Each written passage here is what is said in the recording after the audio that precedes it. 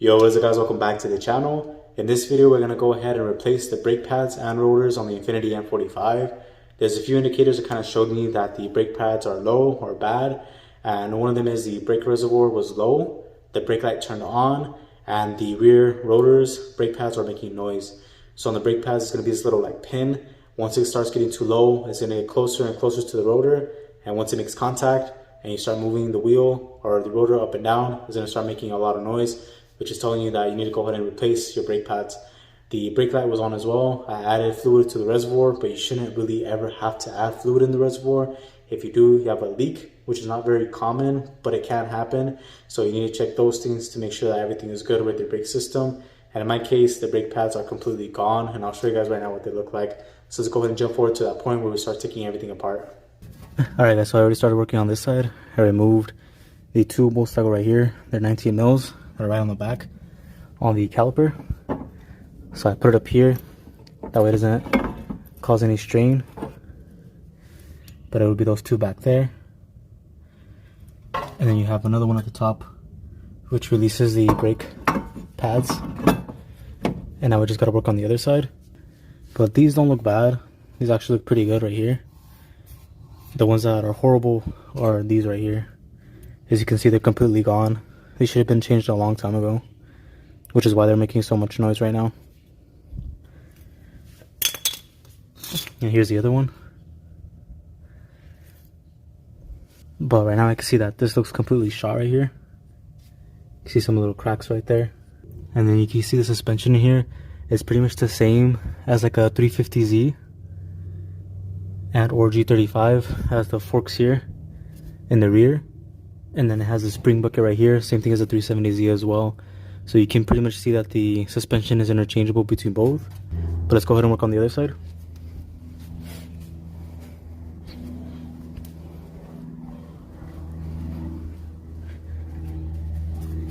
So here you can see I sprayed it a little bit right here to loosen it up. But you have the two bolts right here. You got the 19 mil right there and another one down there, and this one's a 14 mil. So just loosen those up, it'll come right off. Alright, so let me show you guys a trick to get this bottom one right here.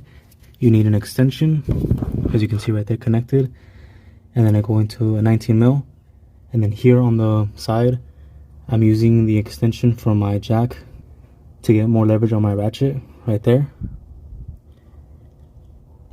And it's adjustable, of course. So what happens with the breaker bar is you don't have enough leverage, and or you can't position in the right position, so I use that in order to break it.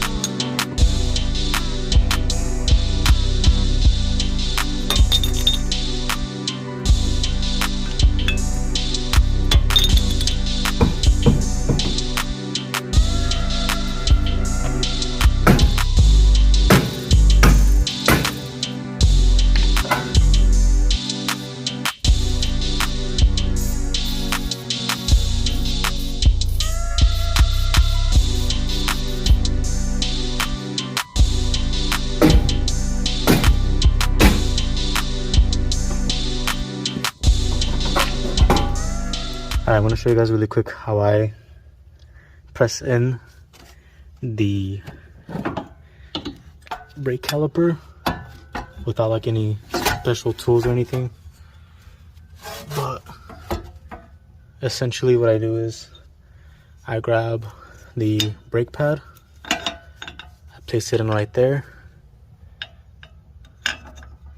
then I'm gonna grab my hammer, I'm gonna place it right in the middle, and it's gonna act like a press.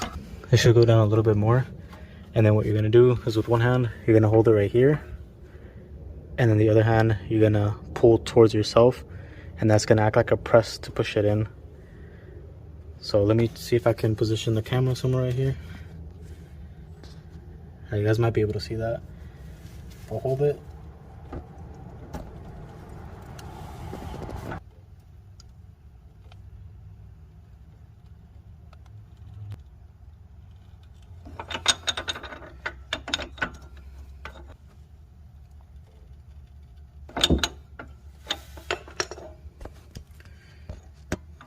Alright, hopefully you guys got that. But there you go. Now it's back in. There's no damage or anything because you're not really like hitting it, you're just pressing it in. But there you go. So everything's now removed. Now I just gotta wait for the parts to come in. I'm actually gonna head to the store now to pick up some grease because that's the only thing that I actually forgot. And some brake cleaner so we can go ahead and clean everything around here. But we'll pick it up once we get the grease and we get the new rotors and brake pads. Alright guys, so here are all the items from Amazon. Ordered about 2 days ago and it just came in, so it was pretty fast shipping, and this was also a lot cheaper than like your local auto parts store. I believe AutoZone was about 90 bucks just for one rotor. This is not even including both rotors, just one, and I paid $109 for everything that came with the package. So with the package came the rotors along with the brake pads right here. Let me go ahead and show you guys what they look like.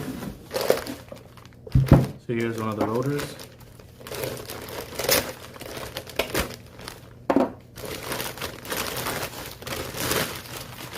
Now of course we want to compare the sizing of the rotor in comparison to the stock one. So we have both right here, and you can see that they're the same exact size. Even when we put them together, you guys can see that they're pretty much the same. So I did purchase some brake cleaner to go ahead and clean this because they come with a lubricant and you do need to go ahead and take that off. And then here are the brake pads, brand new. So here we have the one that was on the car, and you can see how bad it was. You're supposed to change out the brake pads once it starts getting close to this line right here, this groove. And this one is completely gone. As you can see, way too far down. You can even see grooves inside the brake pad of how it was messing up the rotor. But we're gonna go ahead and install these, but we are gonna add some lubricant. It did come with some, which I didn't know, which is cool. I had already bought some, so we'll use this one as well. But we're just gonna place it on the top area right here. You do not place anything on the inside because this is where it makes contact with the rotor. So nothing should be on here. But we do want to place some a little bit right here. And then also we want to place some right here on the edges. That way it can go in and out easy with the grease once you apply it. They did also come with the brackets right here. So take off your old ones and place the new ones in there. The old ones are all rusted, so of course you want to use the brand new ones that came with the kit. But you can also add some grease in here where it's going to sit inside with the brake pad. That way it goes in and out easy without making any real noise. So let's go ahead and start installing everything, and we'll start applying the grease onto it.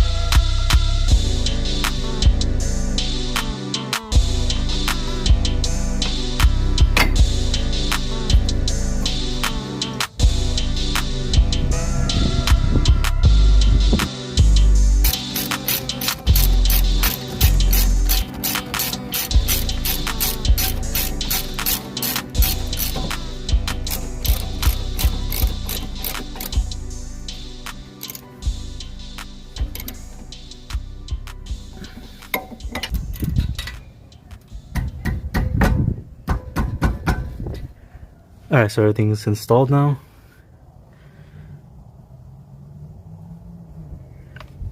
Try to spin it.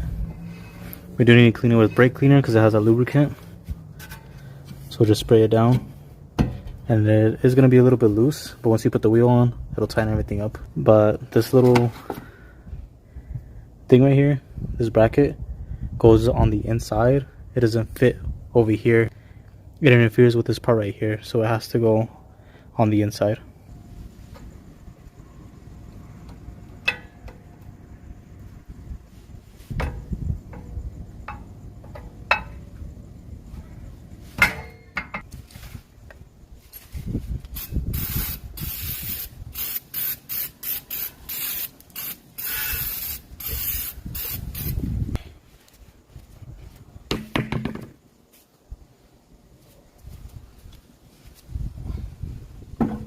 Alright guys, so we're going to go ahead and end the video right there.